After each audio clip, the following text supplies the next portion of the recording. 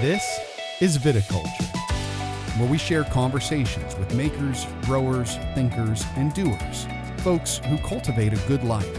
My name is Chris Missick, and I'm a lawyer turned winemaker in the Finger Lakes region of New York State, and I'm sitting down with great people in wine and other walks of life to hear their stories, learn their lessons, and take their advice on the perfect pairing.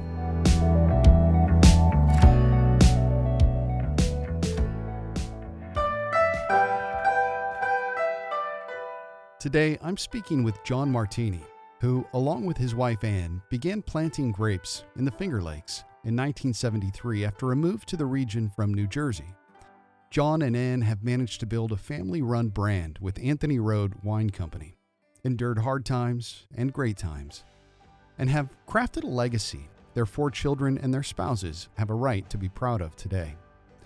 This interview comes as John has passed the torch to his children and ensured the winery is in good hands for the next generation. If you like this podcast, please be sure to rate us 5 stars in Apple Podcasts and like our videos on YouTube. It really helps in the ratings and in introducing new folks to the show. Don't forget to visit our website at viticulturepodcast.com, and please subscribe to our Substack, where you'll get show notes, transcripts, musings, and exclusive offers. You can also support the show at Substack and help us keep producing high-quality, in-depth content with makers and producers of all sorts. Finally, the least expensive thing you can do to support the show is to tell a friend or share our posts on social media. Additionally, if you or a maker you know is interested in being on the show in the future, drop us a line at viticulturepodcast@gmail.com. And now, here's the show.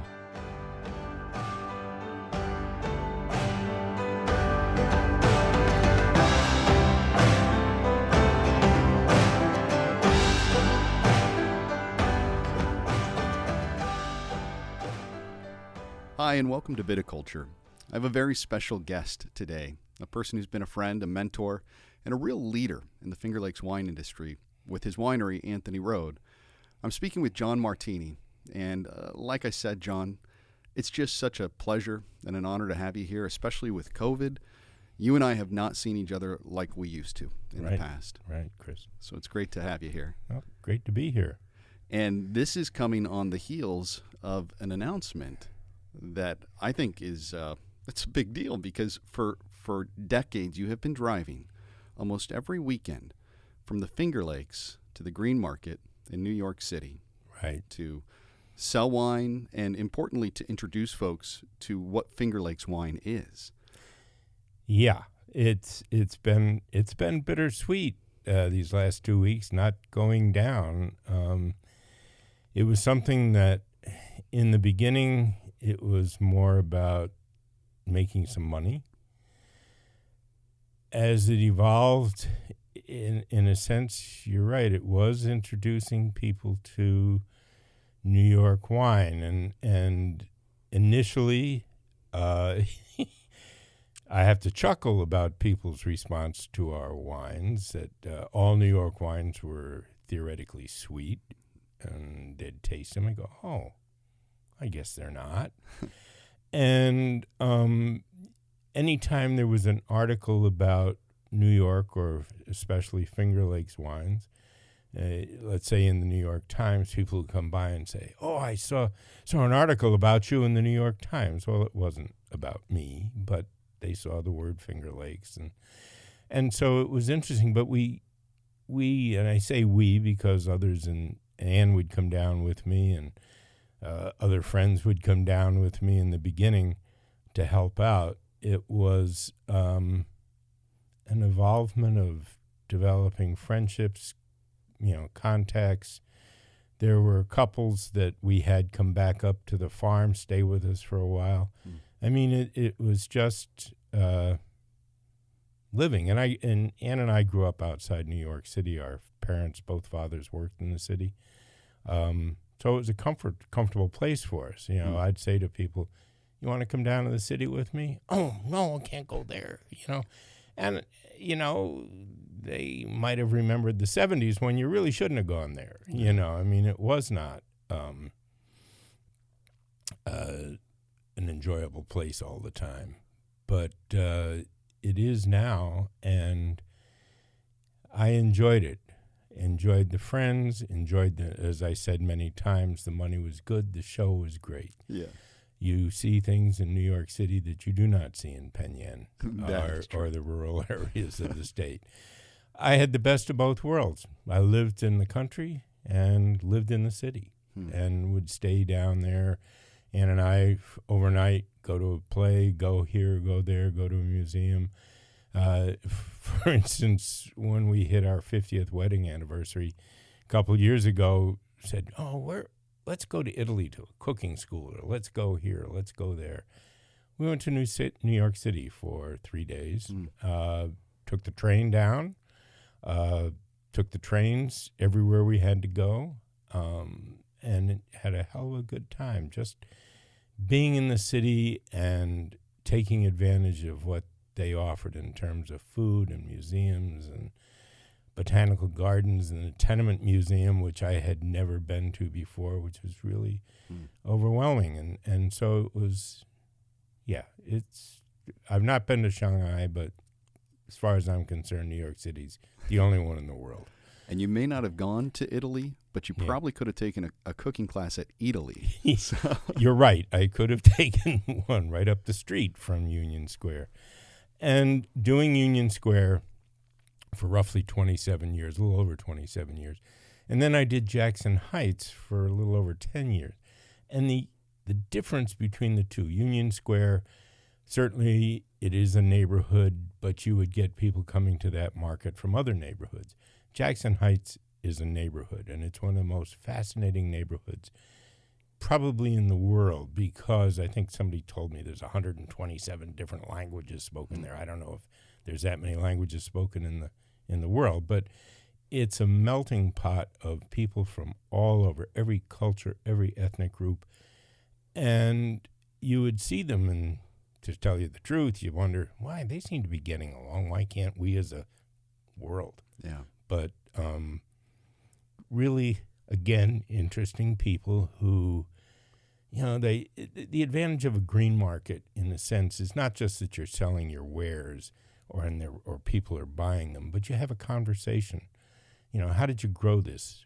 Did you read about this? Can you explain that to me? And you would get, an enjoyable experience. Yeah. And I imagine with such a wide-ranging diversity, I mean, it may be 127 different languages. It's probably 127 different cuisines at home. Oh, yeah. And that connection between the wine, which they'll consume and put in their body, from this rural area in New York State, pairing so well with this diverse array of global cuisines. I imagine you had a lot of conversations along those lines. I did. People would say, I'm having this. What do you think? Would go with it. And I say, usually I start the conversation, red or white, sweet or not so sweet.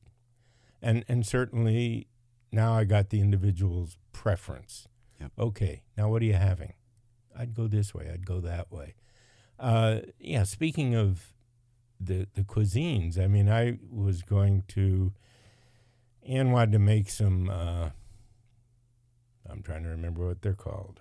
But anyway, a friend, the guy next to me selling duck, he said, you got to go over to, there's an Uruguayan bakery, an Argentinian bakery over there. And I went in, and they had the tapas skins. And he said, go get those. And I did, and I bought some chimichurri, I got some chorizo, and I go to order some chorizo, and I said, I want 2 pounds. The woman did not understand me. I should have said 2 libras. Mm-hmm. I was the only person in there, I think, that only spoke English, which was really cool because they were, trying to help me out and get what I needed. And I could have spent 2 days looking at the bakery offerings, but I got out of there because I had to get going and get back to the stand. Yeah. But I mean, having those things available. And as you walk down, I think it was 37th Street, to get to this particular bakery, you passed every cuisine in the world. It's really, I've thought about buying an apartment there. I'd have to sell my farm though, but anyway. You wouldn't have the living spaces. I wouldn't have, but the foods and the ability to put together a meal from all over the world and or to go to a restaurant or a diner or whatever you want to call them in their own language, to get the foods that are really amazing. So your son-in-law, Mike Amy, is taking over that specific role in the winery. Right. He's a Navy vet. He's done a great job with sales. Yeah. So he checks a lot of really interesting boxes. Do you think he's ready for this? I think he's ready for this. Are the customers? He's not me, which is fine. I mean, this is, he's still saying they're wondering if I'm still alive. Am I okay?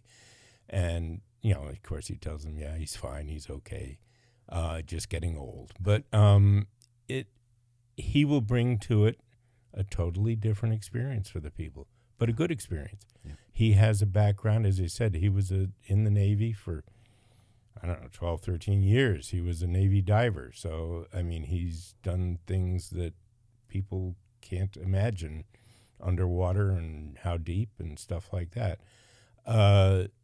So he'll bring a different perspective to that customer, but he knows our wines. He can make the same types of recommendations that I do or did, and he'll do fine. Actually, he's doing very fine. I think he's selling more, bringing back more money than I did. He must be doing something better. Wow. No, it's great. So let's take a number of steps backwards, John. I want to hear kind of the origin story. Okay. For you, for Anne, for the wine business. Okay. So, I get Anne is the girl next door. Actually, she's the girl back door. Her family had a house behind our house in northern New Jersey, up in Bergen County, in a town called Waldwick. I always kid and say our septic system emptied into their basement, always live uphill. And that's the truth. Not about the septic system too. It's, these construction projects were quick. And anyway, so we kind of grew up together. Her family moved there, I think when she was in 8th grade, and I'm 2 years older, maybe a freshman or sophomore. Anyway, and she was my sister's friend. But we got to know each other, and as time went on and we went to college, we started to date more seriously. Then I went in the Peace Corps, but came home. She was still there. We eventually, I think we were in love before that. But anyway, he got married. This is 1967, and I get a call from the Peace Corps saying, you want to work in Hawaii at the Peace Corps Training Center? So I call up Ann, this is before we got married, and said, hey, I got a job offer to work for the Peace Corps Training Center in Hawaii. I was on my way to law school, but, I figured, well, let's do this. And she thought that was a good idea, too, work for the university. And so we went off to Hawaii for a year. Our son, we got married. Peter was born there in Hilo.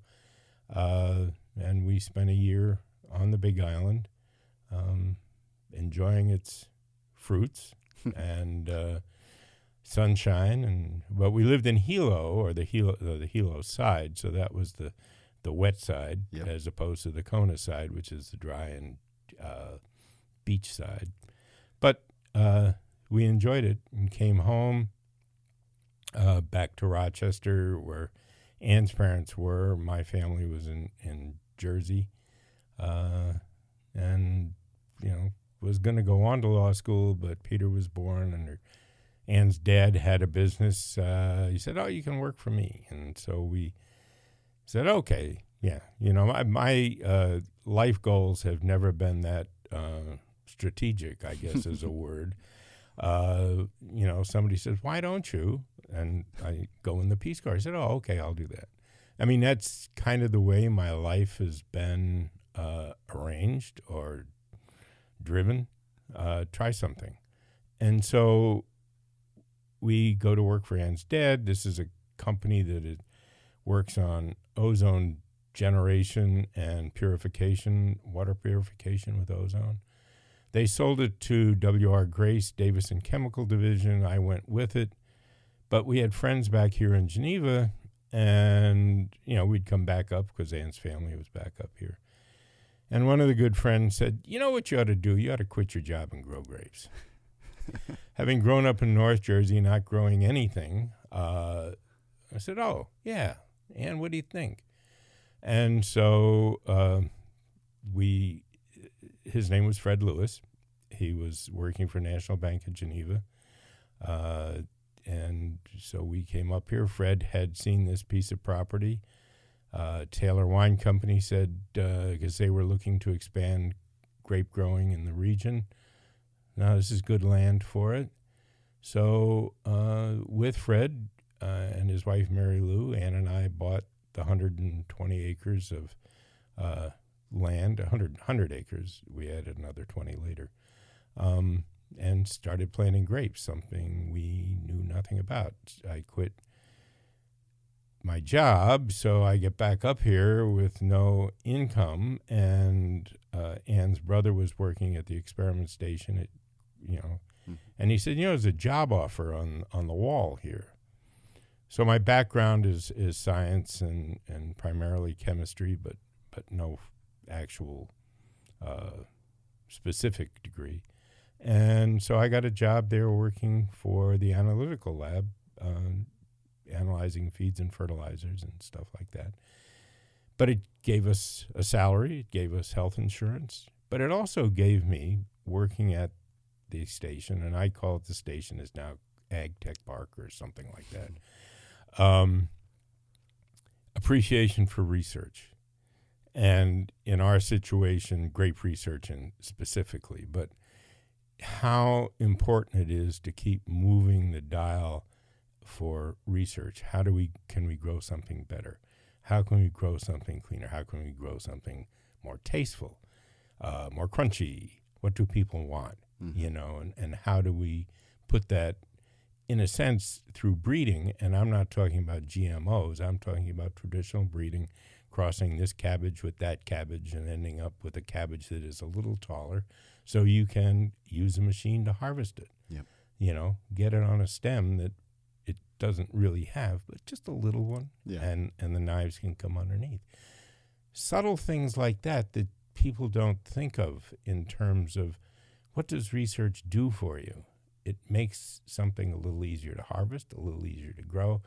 I mean, if you look at a lot of things that, we can mechanize, what do we have to do to the plant so that we can mechanically harvest it, let's say? And you can look at the grape harvester, which was developed here in New York to a certain extent, to a large extent. And out in Western New York, stories that I've been told, they built a machine and they'd run it over a row and then drive the machine back out, take the wrenches out and move things around. And this is the type of research that people, in a sense, from my perspective, need to know. Why is there research? Because it makes things easier to do, better for you, et cetera. So I worked at the station for 10 years and decided, okay, maybe now we've got enough grapes in the ground, I can stop. And so I did, and I found out that bad decision. But I was lucky to get a job working for John Burke, who I was working for prior to that. He needed somebody to run a program for the Northeast called IR4. And basically what that was, research.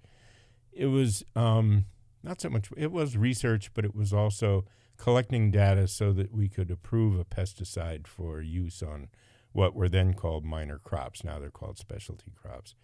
And, the chemical companies, to to get a label approved for basil. Let's say how much basil. Oh, we're not going to spray enough chemical on basil to warrant that expense. Mm-hmm. And so this was, I would contract with researchers throughout the Northeast.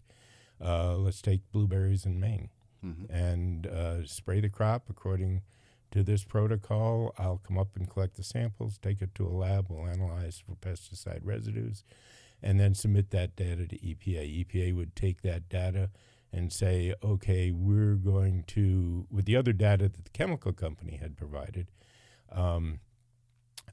accept a tolerance of, let's say, 1 part per billion here.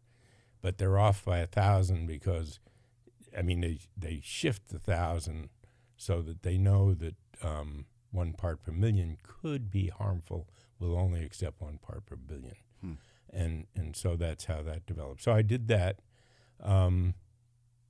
for the IR4 program until I finally retired. But Cornell, research continues to be very important to me, and so we have on the farm, given 2.5 acres, I mean, we own it, to the viticulture and enology program at Cornell and the one at FLCC, to, give their students an opportunity to trim, tie grapes, do a little research on their own, experiments, experimental varieties, different types of rootstocks, and we take care of it, the parts that they can't, or if they need somebody to come in and finish trimming, then we'll send our crew in.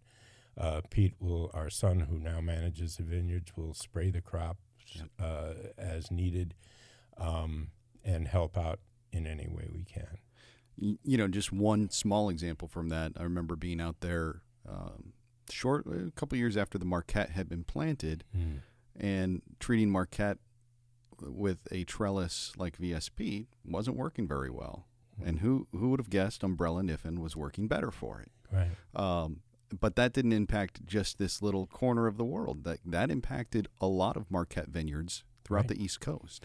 Yeah, and that's the whole thing, as I was saying earlier. You don't, research can be very subtle in a lot of ways that, that doesn't work, and so, and that's why it's so important, because everybody wants, VSP is so easy to do and easy to handle in a lot of respects, but sometimes trees and plants don't like it. And in circumstances like that, it's a lot harder for us as business owners to be able to take those risks. Right. That's why you need institutions like Cornell. Definitely. You look at grape varietal development. Bruce Reich at the station has come up with a lot of different grape, commercially accepted grape varieties. Cayuga White, which used to be GW3, that was done by, the old brain. His name will come out eventually, but he was not allowed to breed wine grapes, so he just called them table grapes. Yeah. And, sorry, they're legal guys, but, and you can eat the grapes. So it's truthful. They were table grapes. Yep. They just had pits in them. But, he did a lot of seedless grapes as well. Einset was his name. And, and Bruce continued that. But they're doing it all over the world. Yeah. How do we get a better grape variety? And as we look at climate change, we have issues with, you can't grow that grape here anymore. We need a grape that's more tolerant of drought, more tolerant of sunshine, more tolerant of rain. I think this year, hopefully it's an anomaly, but we may become a temperate rainforest here. Between 18 and 21. Yeah. Those are some really tough vintages to farm. And because it's raining all the time. Yeah. So now what grape varieties survive or do better in this type of environment? So I'm doing a segment now called Wine Reads, where I just, every other week we're reading an article, and one was recently on hybrids. Mm-hmm. And I work with hybrids as well. And what I like about it is the direction we're going isn't even just to do something new. It's to do something more sustainable. Right. Because it's fewer passes with the tractor, which means less soil compaction. It's less chemical inputs. That's right. I mean, all of those are good for us from a business perspective as well. Yeah. But like I always say, we don't own this land. We're merely caretaking it for That's a future right. generation. Yeah. I want to go back to what it was like. So you had never planted grapes. Nope. And it's not like we're going to try a backyard plot. No, 5 acres. Yeah. 5 acres of Foch was the first variety we planted. And we planted it all by hand, laid it out with a shovel and, and had relatives and friends walking down a row. And we had pretty straight rows. And out, the vines started to live. Actually, I had to talk again about the advantage of the station. And this is Nelson Shawless. So I'm out there. Of course, I'm out there all the time. Is it growing? Are they growing? Are they making it? And I found a dead vine, and then I found another dead vine and another dead vine. And so while I worked at the station, I was able to go over to Nelson's office and talk to him. And anybody could have. Nelson was that kind of guy. He could have walked in and I've got a problem, I think. And so I walked in there and he would ask you 10 questions for one that you asked. And he said, go draw me a map. So I went back to the farm and, the next day and drew a plot on a graph paper. And I brought it back up to him and he said, you got hit by lightning. And I looked at the plot and it was basically a circle that in the center, the vines were really dead. Yeah. And as you got farther out, they were less dead. They had burned leaves. But I mean, it's just simple things like that you go, wow, that's wild. And, the center vines certainly did not recover, but the farther ones out did. Yeah. So that was our first, and we sold those. Taylor was not involved yet in our operation. And we approached them, so the next year we planted grapes for Taylor, and they took the Foch. Foch was a variety that we didn't keep in the ground too long. Taylor was paying well for it, but the birds loved it. It was a small cluster, small berry, and I could go on forever, and you got to tell me to shut up. But so it was we were out picking it one day, and his car stops up on 14, and guy comes out, and he's walking down the row, and he comes over to us, and he says, these grapes are terrible. They're full of pits. He wanted some grapes to eat. And I'm thinking, wait a second. You just got out of your car, walked in our farm, and are complaining because you can't eat the grapes. And it's just humans, Chris. And you observe them all the time, and you wonder, what part of my property don't you get? Yep. And there's lots of stories we have about people stopping on the side of the road and running in to the cornfield to get sweet corn, and it was field corn, and I just wanted to be in the kitchen to watch them try to eat the damn stuff. But so then we planted Céval, Vignole, then Aurora, all for Taylor Wine Company. Deschanac, these are the grapes that they were wanting at the time. And as time went on, I mean, they treated us well. They taught us many things and helped us out. But when that market changed, we had to get out or get deeper. And so we started taking out, well, before we started taking them out, we started planting the vinifera. And so where the Foch were, Scott Osborne up at Fox Run, he says, I got 1,500 extra Riesling plants I can't put in the ground.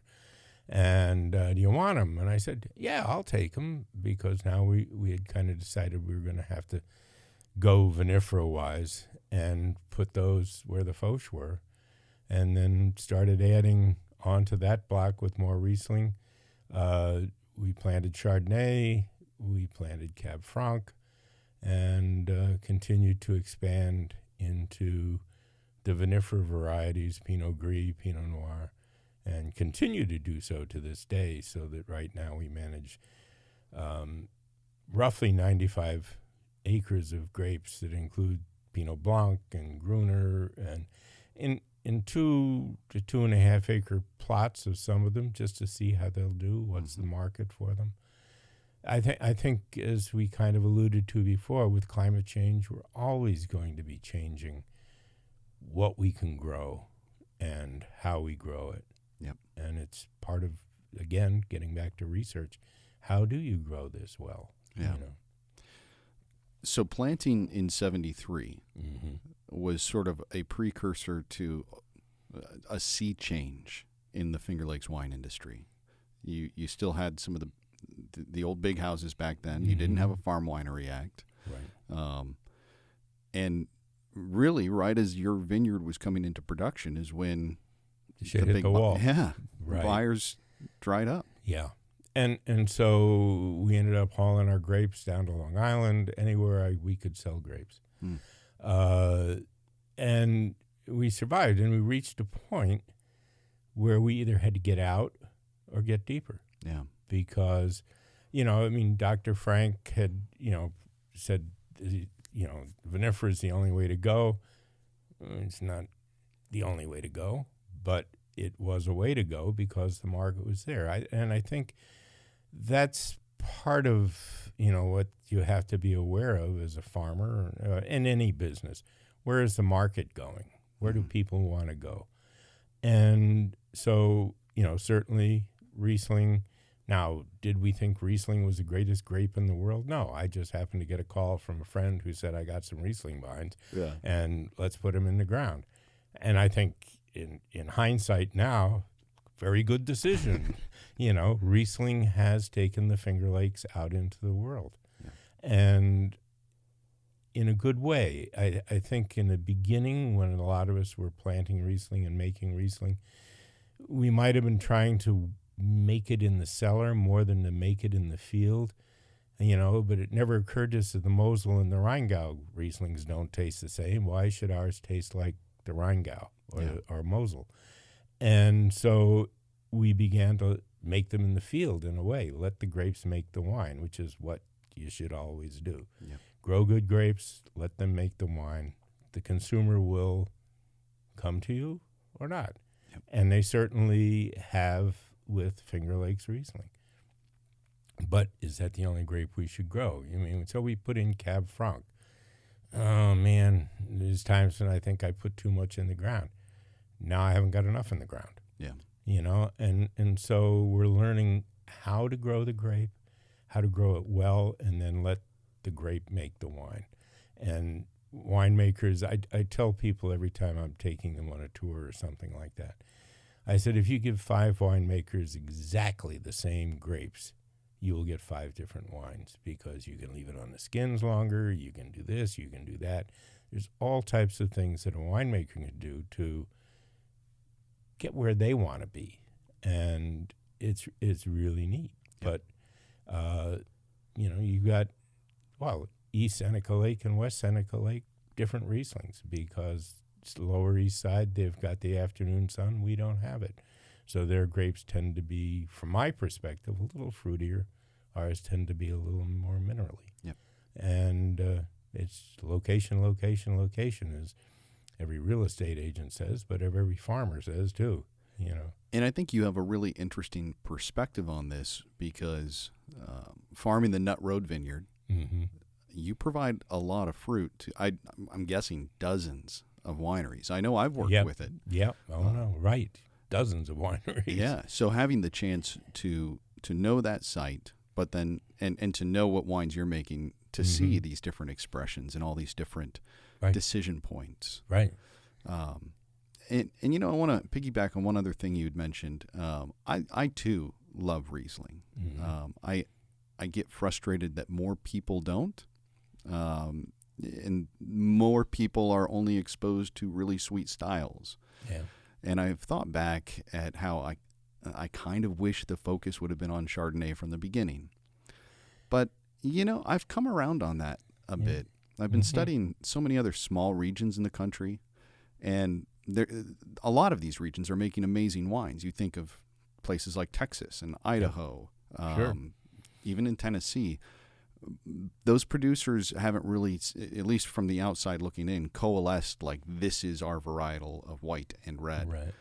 So I almost think now that whether it was Chardonnay or Riesling, the decision to choose one was important, and maybe it was best that it wasn't Chardonnay, because now we're not always just compared directly to Sonoma or wherever.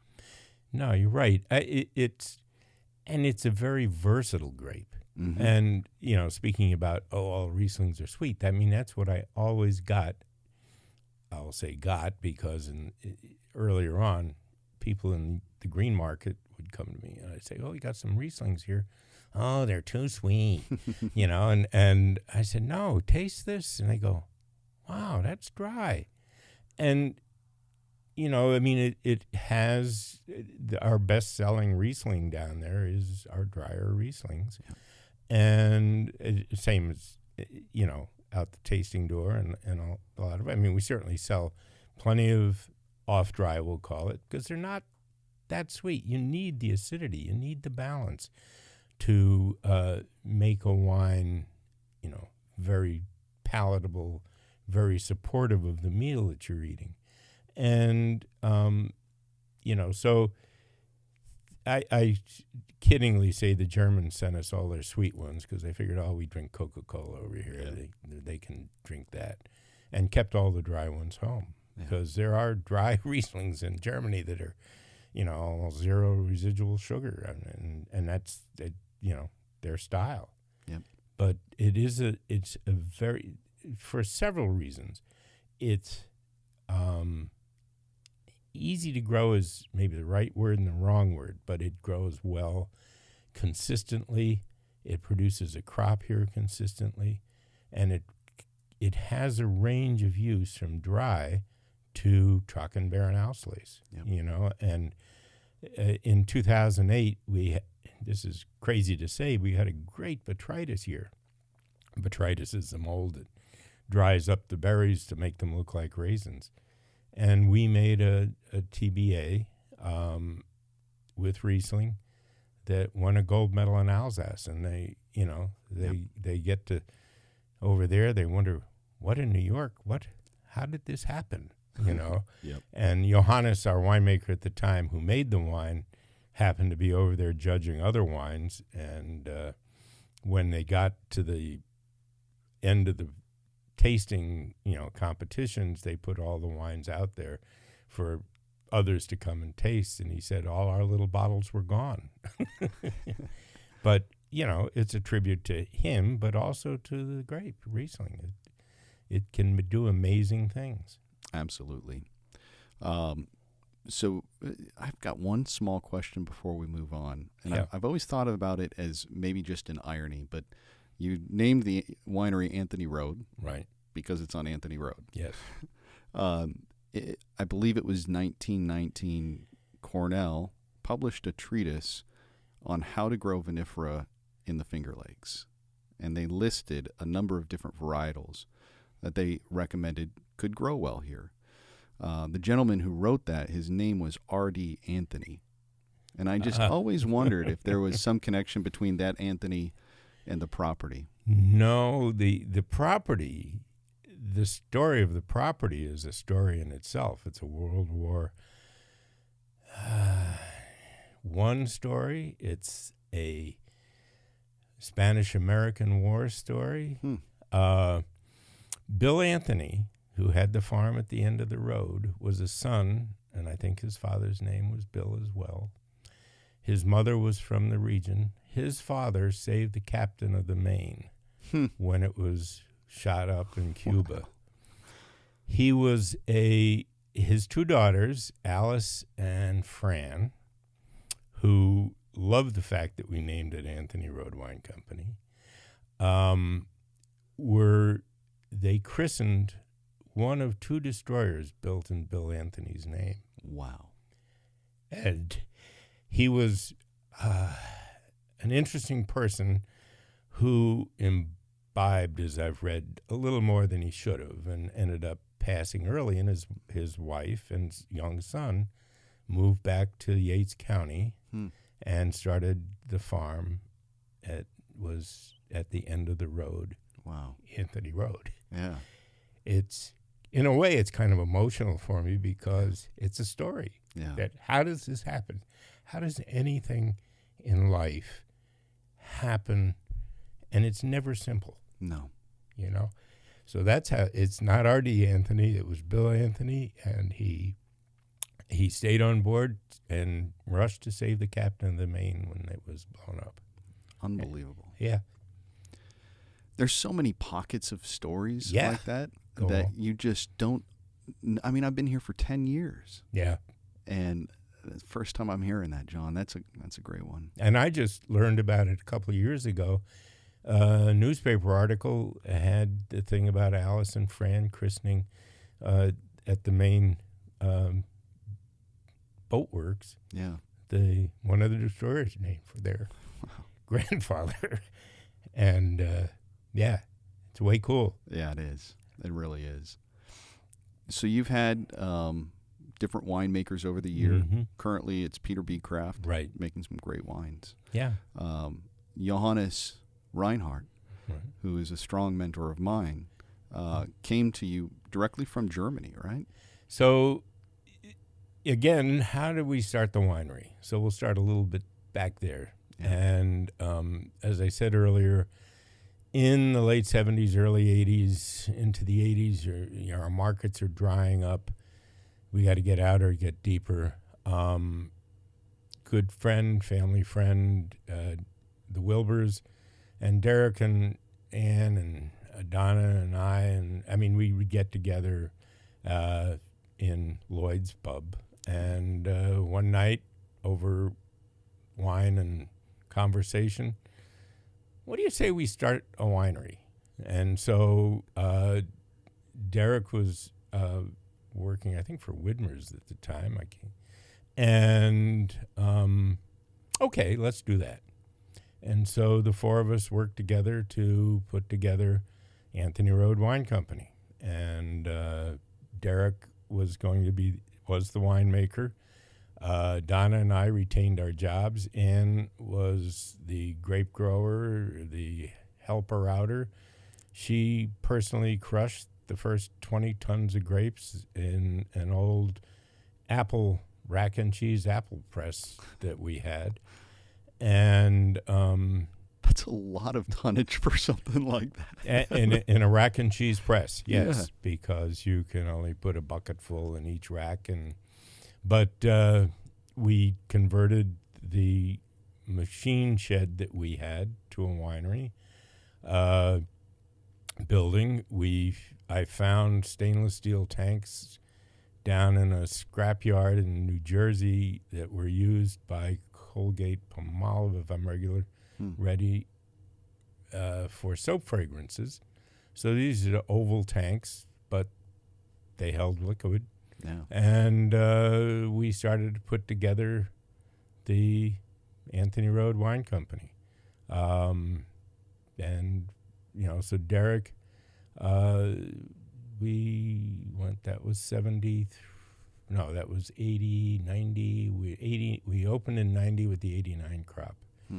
And it reached a point where we were not making any money. And so Derek was offered a job at Swedish Hill.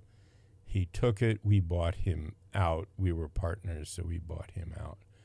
And there I was with no winemaker. And while I have the ability and some knowledge to make wine, I do not have attention to detail that you need.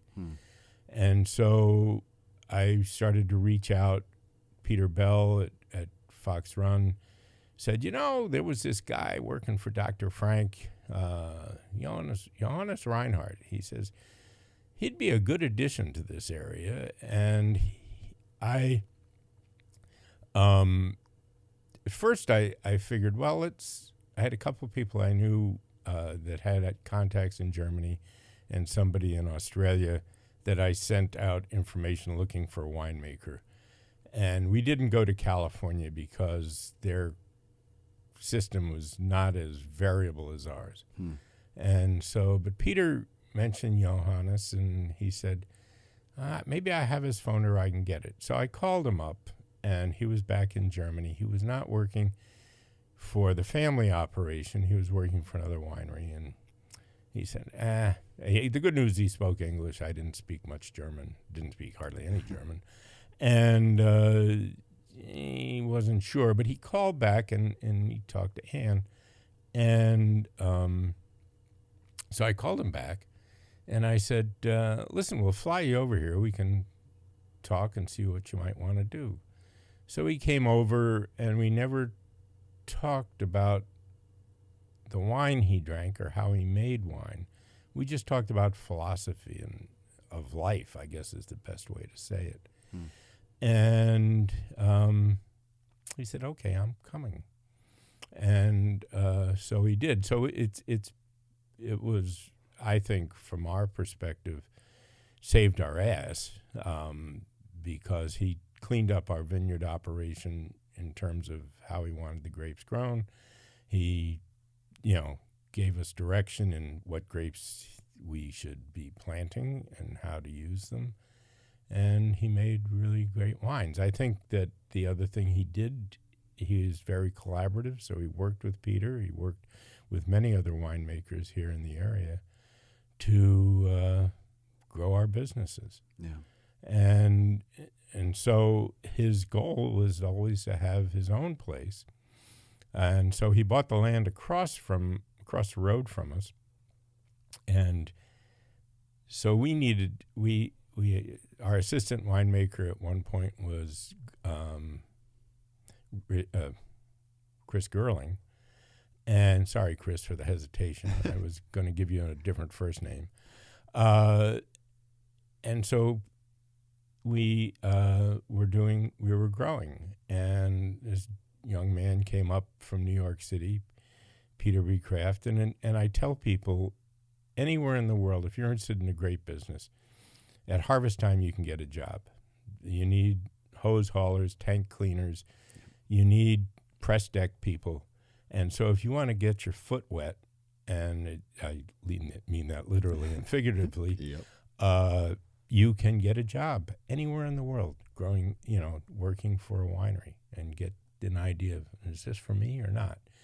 And so Peter Beecraft came into our winery. Johannes was in the tasting room. They got talking, and Peter said, can I work here? Johannes said, sure. We always hire interns, interns in a way. So he came. He worked well for us, and he said, can I stay? And Chris was our assistant winemaker at the time, and we said, we can put you in the vineyard. And so we did, and he worked there for 2 years when Chris took the job for Cornell as the state enologist position. And Peter came to work in the cellar. And Johannes wanting his own place, after a couple years, he had Peter make the Chardonnay all by himself. Then the next year, 3 wines. The next year, 6. And Johannes said, I'm out of here. I mean, he was out and he wasn't out. Yeah.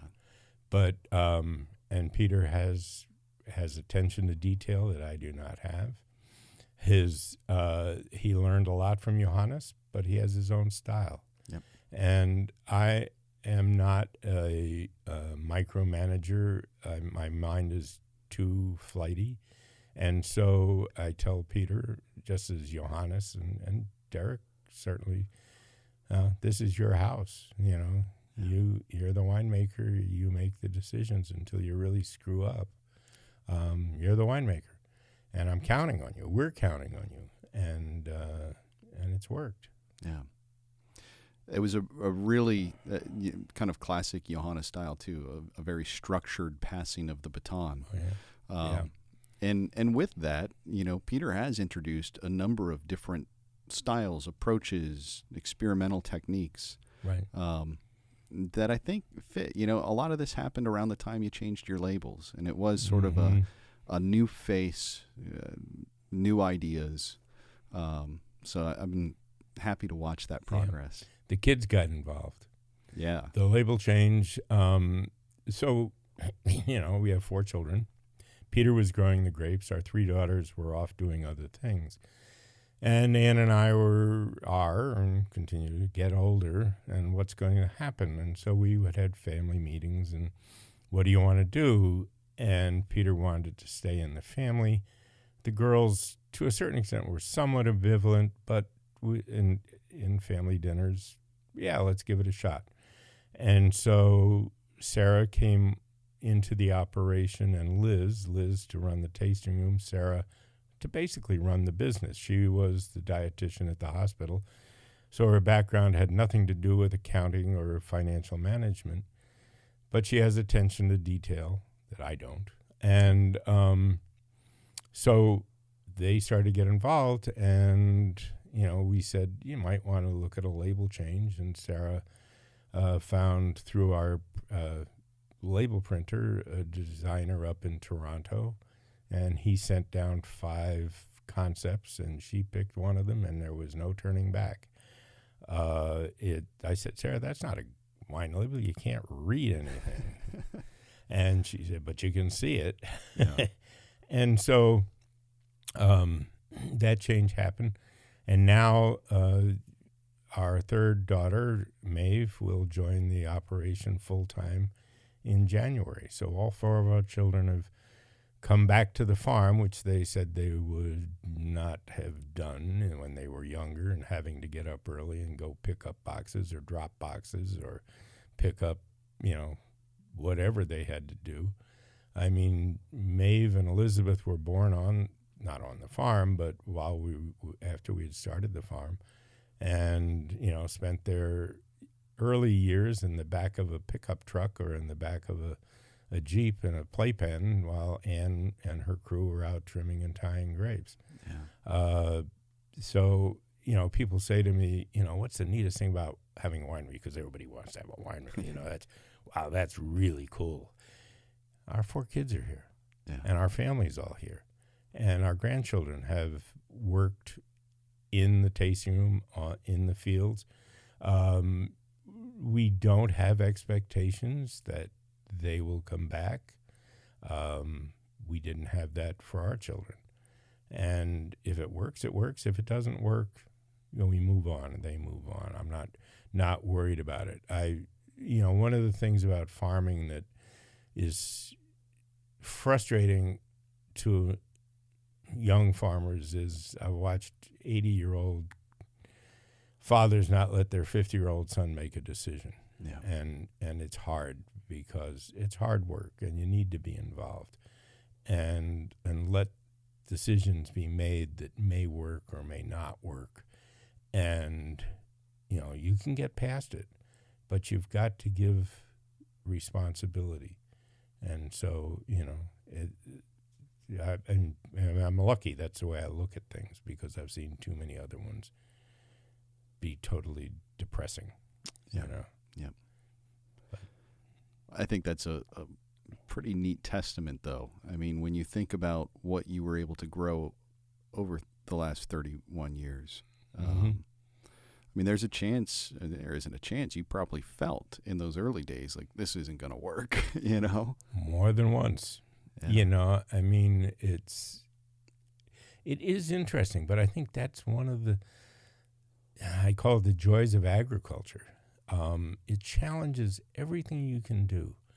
It's biology, it's physics, it's mechanics, it's accounting, it's marketing, it's sales, and you have zero control. Yeah. Every day you roll the dice because nature's rolling them against you or with you, and you don't know.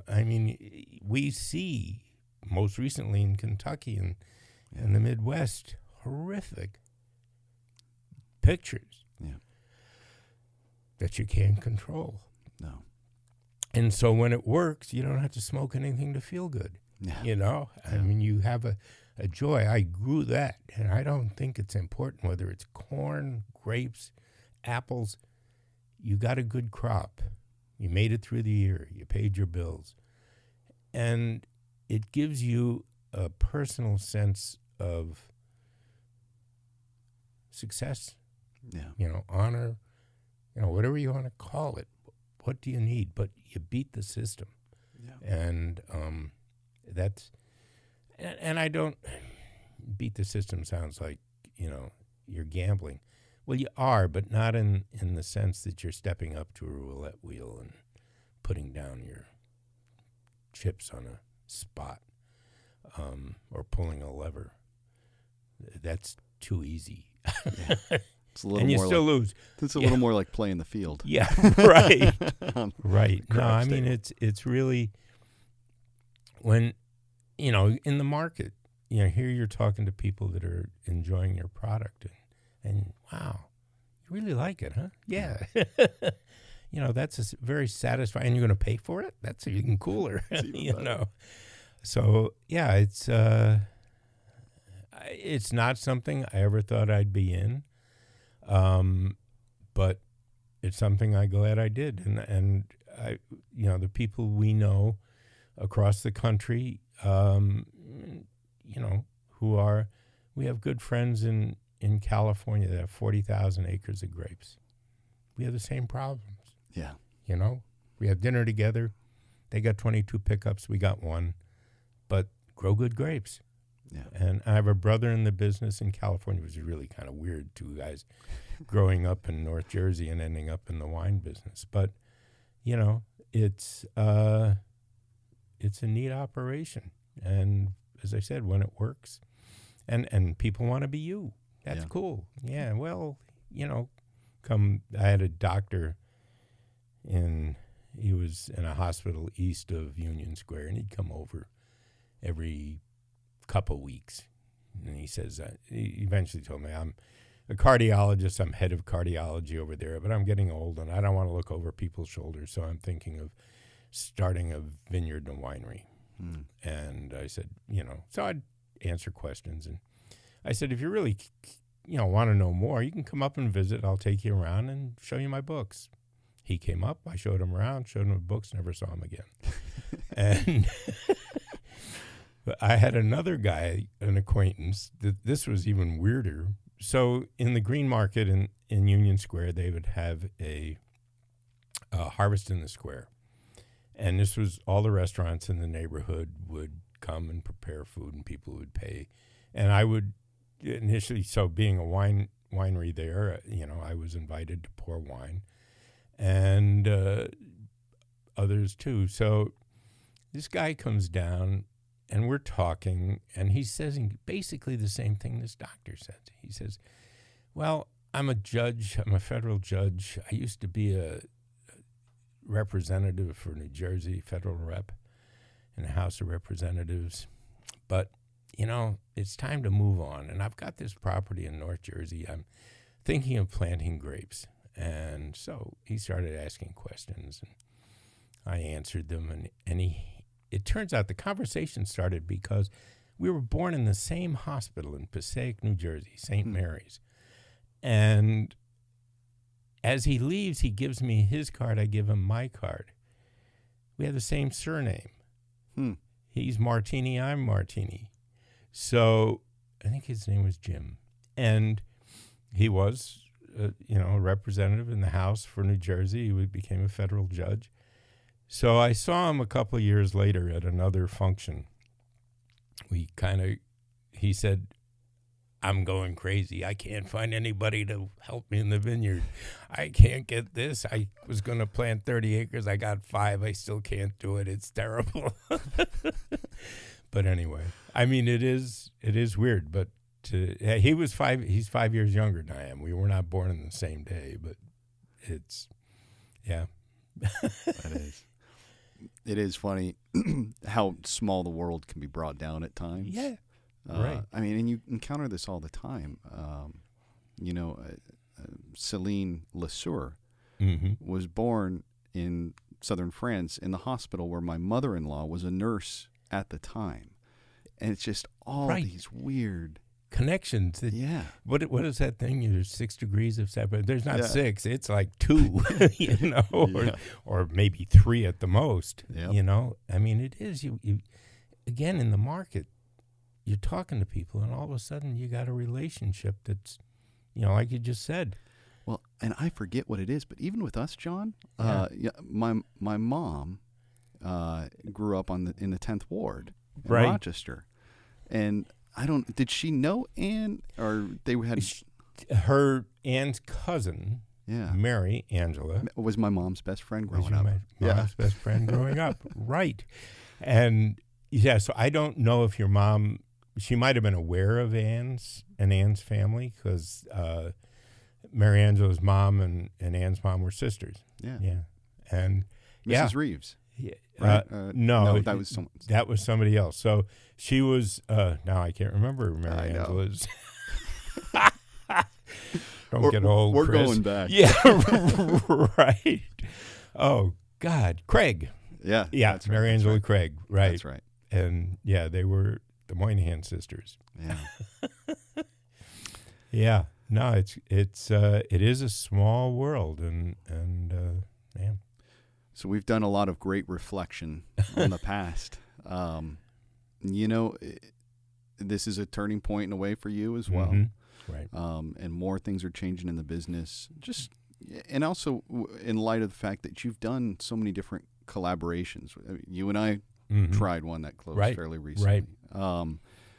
What do you envision for the future of Anthony Road? Is there any goals you have personally for your kids? I want them to be happy, and I mean, now they're making the decisions. We've had 2 meetings. We will continue to have meetings with respect to estate planning, and the future goals that they want to grow to, if that's what they want.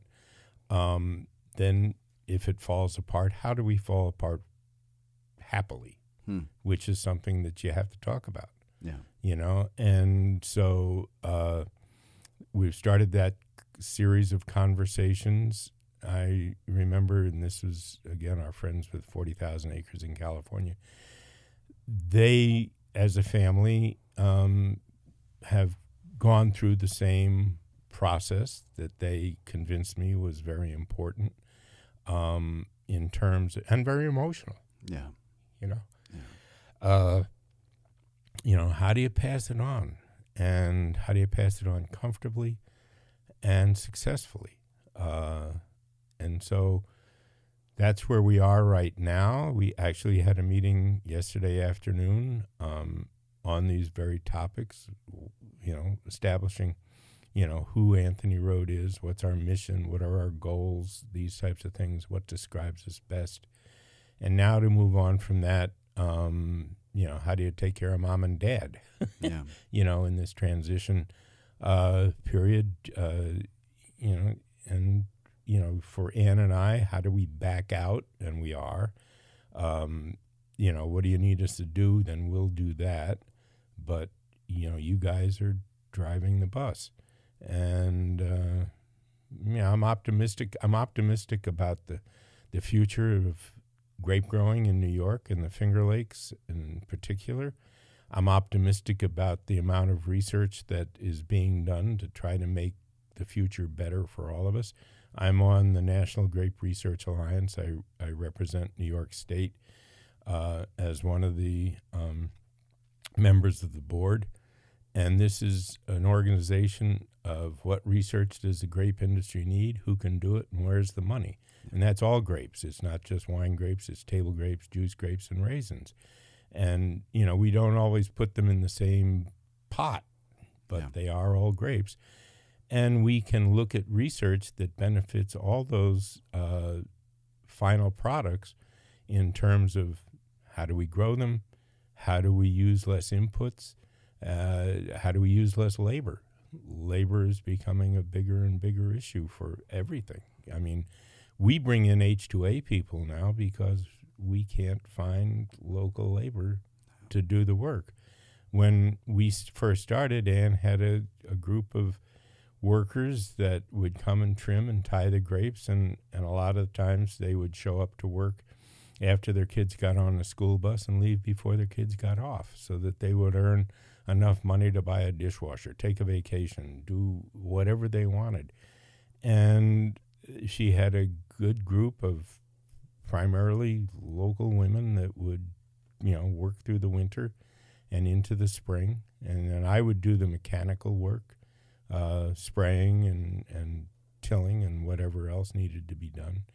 And then they would come in and harvest. And the kids, as I said, would have to spread boxes, in the evening before, we had dinner or whatever, and get the stuff, go up, pick out the little card numbers that indicated who picked that box of grapes, and so that they could get paid appropriately. How do we get paid? So now we have machines. We hand pick and machine harvest, depending on what the customer wants. But we are bringing in 10 H2A people this coming year to work with partners. We share them with Heart and Hands and Red Tail Ridge, so that we bring in enough so that they all get trimmed, then they get tied, and then you got your summer work and then into harvest. Yeah. And, it boggles my mind. We fly them in here. We pay them just under $15 an hour, and give them housing. And they're great workers. This will be the fourth year coming up, where we have pretty much the same crew coming back. And talking with friends in California who bring in hundreds, once you get them into the needs of the vineyard, you don't have to spend a lot of time teaching them anything. Yeah. And then they go back home. And there was a seminar at Unified, it was quite a few years ago, where they showed what that money that they earn does for their neighborhoods back in Oaxaca or where they're from. Yep. So it's very frustrating to me at times to talk about labor and I can't do that or I won't do that, Yeah. It is an immense headwind. Yeah. Everybody in agriculture deals with. Right. And, I was having this conversation with Matt, my assistant, the other day, wanting to get pruning. And I said, we can't do that here. There could be a polar vortex. Yeah, right. And we need to, make sure we've got enough buds. So even in that one task of pruning, we have such a small window to get it done. Right. And there just aren't enough hands. No, and that's why we develop harvesters. We develop automatic pruners. There's lots of stuff. As the research, we had a meeting with the Agricultural Research Service in Portland a couple of years ago, looking at what do we need in the grape industry, in the wine. Well, primarily, this is grapes again, National Grape Research Alliance. Yeah. And, the conversation talked about, can you smell powdery mildew? Yeah. And, the researchers, the pathologists say, yeah, we can detect it before you see it. Okay, so we can develop a machine that will only turn the spray on when it senses the spores before anything. So these are the types of researches that are going on right now in terms of, it's called, here we go again. The word will come out eventually, precision farming. Yeah. And it's going through and detecting an issue before you even see it visually, and then dealing with it. And this is in terms, so we can use fewer pesticides. We can use more benign, if you will, ways. We were part of a research project that Dave Gaduri has been running in terms of UV light kills powdery mildew. Yeah. Right? So now how do we do that? Okay, we got these ultraviolet lights. They tried it in the daytime, and they had to turn the energy up so high that it fried the leaves. What happens at night? And so Dave ran a project, on a commercial vineyard, ours, for the first time 2 years ago, and then again this year, where he got a robot out of Norway. Who thinks of Norway as being a big agricultural, but they have this robot that they built that straddles the row, filled it full of ultraviolet lights. It runs on GPS. It can stay within, they were telling me, a couple centimeters of leaving the row. I mean, it goes straight down the row. So we did it on the Nut Road, and then again this year on our farm down on Anthony Road, the home farm, and no powdery mildew. Wow. So non-spray. For us, we got downy to worry about, and downy, well, especially this year, was a big issue. So downy doesn't respond the same way to ultraviolet light, let's say. Maybe there's something else we haven't figured out yet. And talking to Lance Cadle-Davidson about these issues, and he works with ARS up at the Grape's Genetics Genomics Center to find another way to beat this organism other than a chemical. Yeah. And so for California, powdery's an issue. Okay, run these ultraviolet robots and no sprays. And I imagine they don't even have to be that heavy. No. So, And the thing is, again, ultraviolet light is a challenge for organisms, including us. yeah. So the night they were first going to run it, they said, "Get back in the car. You can't be out here without totally cutting her all dressed in black with sunglasses on in the middle of the night." Yeah. But so there are issues that you're going to have to deal with, but we are figuring out how nature works and then how to work with it and against it. Yeah. In terms of, okay, we got to get rid of this organism. What's its weak spot? Yeah. And it turns out that ultraviolet light, apparently overnight, it shuts off its repair mechanism because it has to survive ultraviolet light in the daytime, but it shuts off its repair mechanism because evolutionary-wise, it's never needed.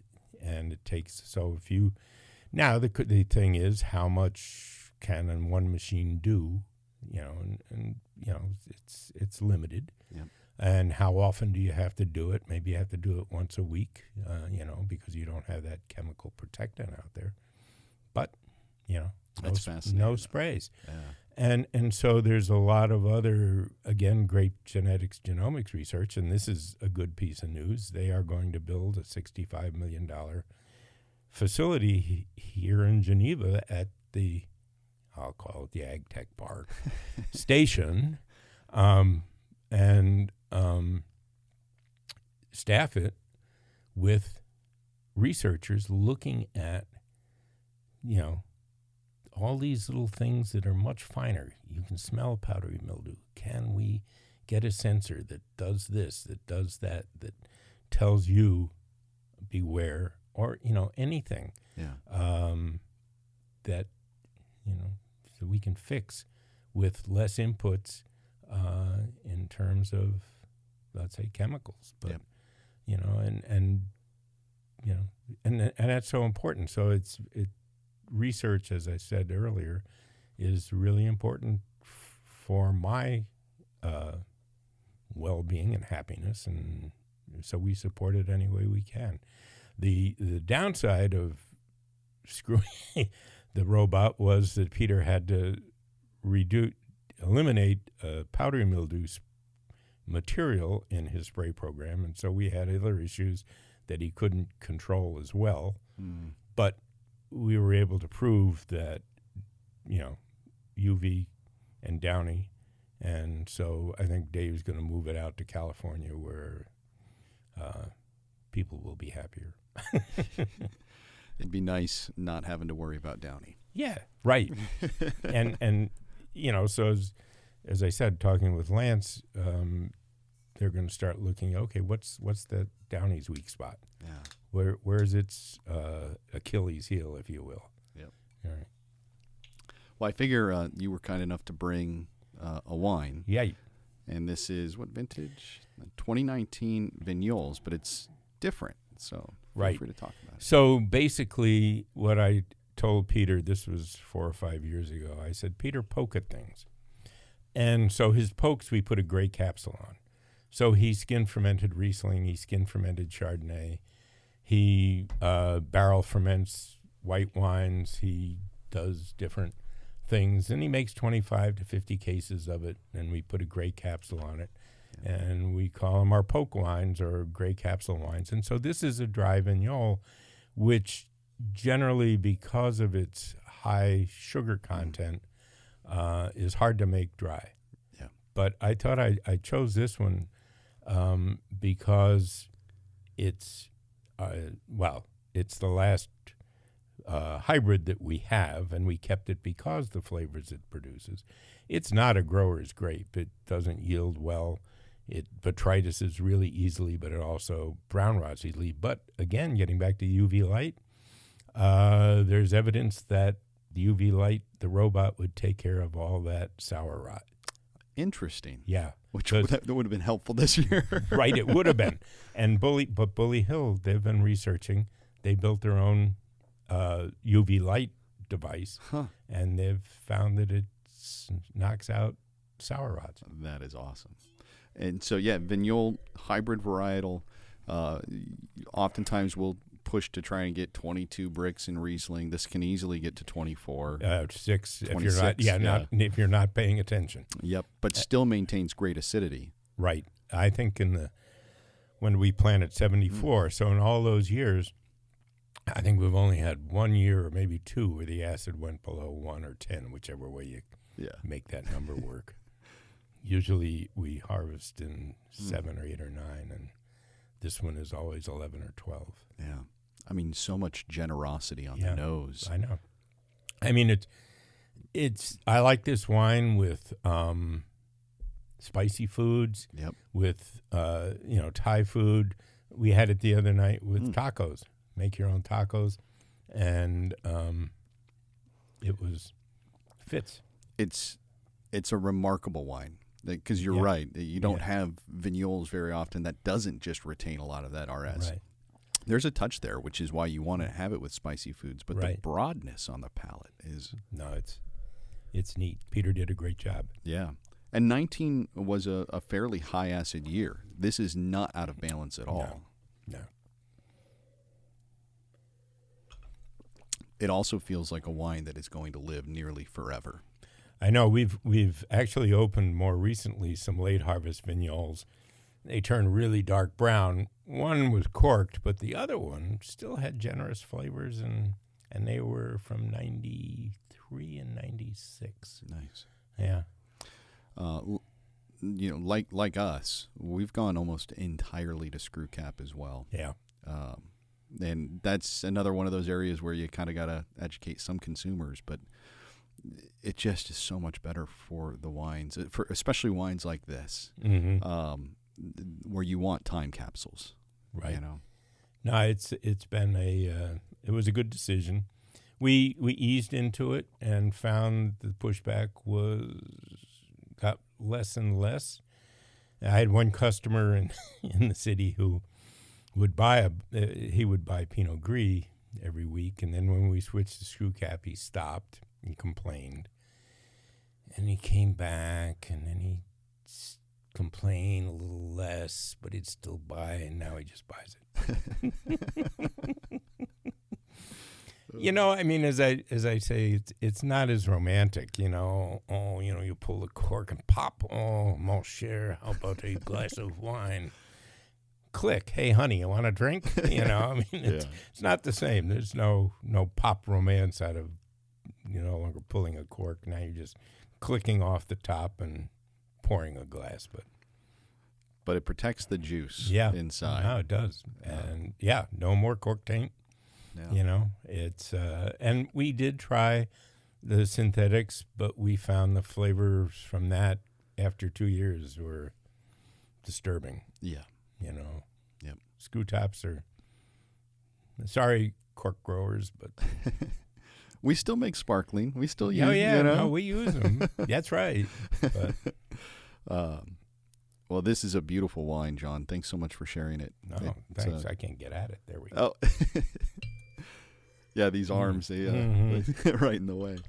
Should be an octopus. Yeah. So for anyone listening, you're on the west side of Seneca Lake, about probably, 15, 20 miles south of Geneva? 10. 10. 10 from, 11 or 12 from the center of Geneva. But once you leave the outskirts of Geneva, we're 10 miles. 10 miles from where we're sitting. And everything's available online. And I was checking earlier, you ship all over the place. We do. And Chris, that's been the changes that have been made because of the pandemic have made us better in a way. Liz has been able to go out and she bought nice tables and chairs. You're all separated by 6 to 8 feet. We can only we've got 2 top, 4 top, 6 tops, so it's only 6 of you. That's the most we can handle. As the pandemic seems to be making its re-entry, we don't let people come in if there's 8 or 10 and say they'll split up because you'll get up and move around. You can sit outside with a group of larger than 6 and, let your kids roll on the grass, enjoy a bottle of wine or glasses of wine. But in the tasting room right now, we've gone back to New York Edict masts and, come in, sit down. Our consumers like it because it's quieter. They get all their wines at once with an explanation, either by our flight attendants, because you're getting flights. So they're starting to call them. We're not going to make them wear uniforms. So. And you can sit there with your friends quietly and enjoy the wines and conversation and ask questions of our servers. The wines are, as I said, there are all flights, so all wines in the group come at once. And we have one pouring station. Our staff loves it because it is quieter. It's not tending bar and this, hey, you try this? That sucks. I don't want any more of that. Yeah. And so one of our staff members was nervous that this wouldn't work, but she's turned out to be our best wine club getter, and she's enjoying it. I hope, Kate, you are. I grew up in California, and I cut my teeth going to California wineries. And granted, there are places and there are specific regions in California where it's the party buses and it's insanity. But the places that I would always go were generally seated. You have your wine. You are there to taste and learn about wine. Right. And so we had been working towards moving to this model even well before COVID, but you get pushback. Yeah. So in a sense, having our hands forced was, with this one aspect of this part of this business, was a blessing in disguise. It was, Chris, and we sold the bars. I mean, we kept a couple as places, the pouring station, the cash register, those types of things. But the main bars that we had used, we sold them. And it's worked out financially as well. Our numbers per person sales, you get a bus of 30 people that buy 2 bottles of wine. Yeah. And you get a bus of 30 people and cars drive by because there's a noisy bus. We saw that earlier. We're not going in that winery. Yep. Sorry, guys with buses, but that's the truth. It's better for the consumer because they're not there to drink. Yeah. They're there, as you said, you want them to learn. You want them to learn about how you do it, why you do it. Why are yours different than, let's say, Fox Runs? Well, you can take the same grapes, and Peter are going to make different wines with them. Yep. And that's the cool part about wine. I mean, it's terroir, as they say, but it's also the guy or the woman pushing the button to turn the press on and to load the grapes. How do you load them in there? Do you leave them on the skins this long? Do you take them off? Do you leave them on the lees? Do you do this? Do you do that? Yeah. And it's all those neat little nuances that a winemaker can put into it that's going to make a difference between yours and the guy next door. Yep. And that's good. And they can both be excellent sound wines. Yep. Yeah, but they'll be different. Yeah. It'll be interesting because at first I thought, after COVID, well, this will pass in a year or two, and it it now seems like we're just going to have to keep doing this. Right. So it'll be interesting to see some of the other approaches we take, see if there's any legislation that, whether it's state or nationally, that helps make shipping easier. I know there's cases going before the Supreme Court because the entire model of how we run our business really has had to change. It has, and it's important. Change happens. That's the name of one of our businesses, our Powdery LLC. Change happens. It's the only constant. Yep. I think it's Heraclitus or Plutocritus, one of those old Greek guys that came up with that. And it's true, and you have to be able to change. You have to make subtle change sometime, but in this case, big change. Yeah. All of a sudden your customers were gone. Okay, you got this much space, you got an issue health-wise, the state or the feds are saying you can't do this or you can't. Now, how do you do that? And so, as I said, we upped our approach in terms of comfortable, sit down, more stylish, whatever you want to say, calm, you know, and people get it. As you said, we had gone to a winery in Sonoma 4 years ago, and came back, and it was sit down type of thing. And I said, "Why, that was so nice. How can we do that?" We can't do it. We got the bars, we got, and now all of a sudden you were shut down. You had time to rethink how you do things. And yeah, I mean, it would be nice if this damn thing would stop, but nature's just doing what she does. Sorry. Maybe we should start calling it he. Yeah. Sorry, ladies. Especially in what he does. It's all his fault. I hear that. Yeah, right.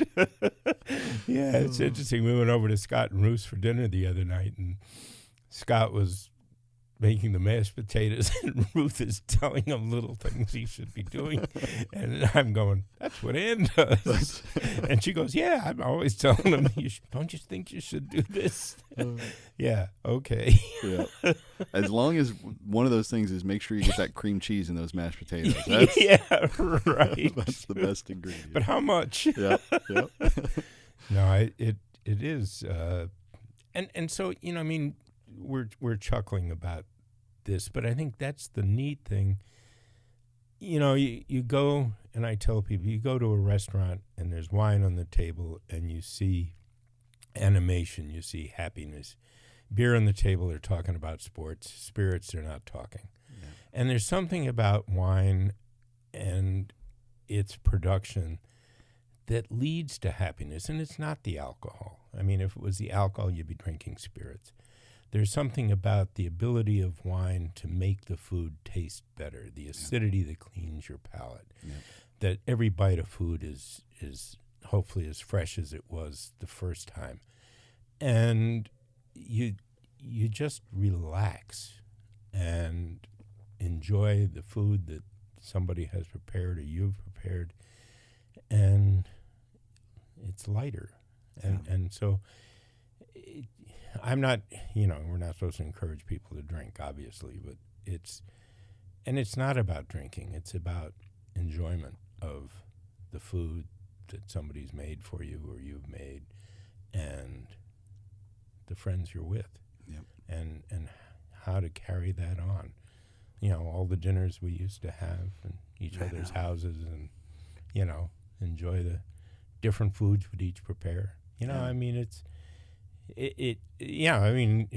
mentioning having dinner with Scott and Ruth, it's 2 years since we've done that. Wow. Because of COVID, and we're you're kind of shy to go out. Yep. And I mean, and putting that in context, really, I mean, up until all this, whether it was with some organizations we were in or even just one-on-one, like most of us would have dinner at least once a month together. Right. With, the host cooking. Yeah. Right. I miss those days. Yeah. No, they were fun, and hopefully we'll get back to them because it is fun. It's sort of almost like going back to Jackson Heights with all the different foods you can eat, and each of us bring a different perspective to food that you throw in the pot and say, what do you think? Yeah. You know? Yeah. And the wine and bad jokes and good times. Yeah. We've covered a lot of ground, John. Do you have Yeah. any final words? Or Oh my God, I took too much of your time. No. This is, Chris, it's been great. I really enjoy what we've been able to accomplish here in the Finger Lakes and to have been part of it.